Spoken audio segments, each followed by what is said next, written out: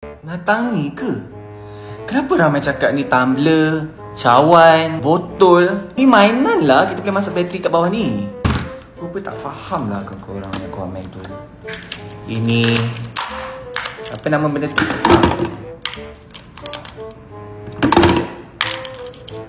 Kalau botol, benda ni kita boleh minum. Mana ada botol ataupun cawan ataupun tumbler? Okay, jap. Kalau tumbler jap, sabar. Ni bawa tumbler awak. Ke korang? Ni tumbler. Ni bukan tumbler.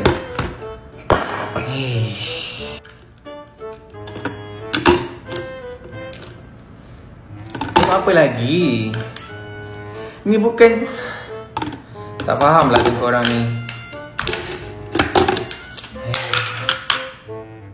Cakap bukan tu bukan lah.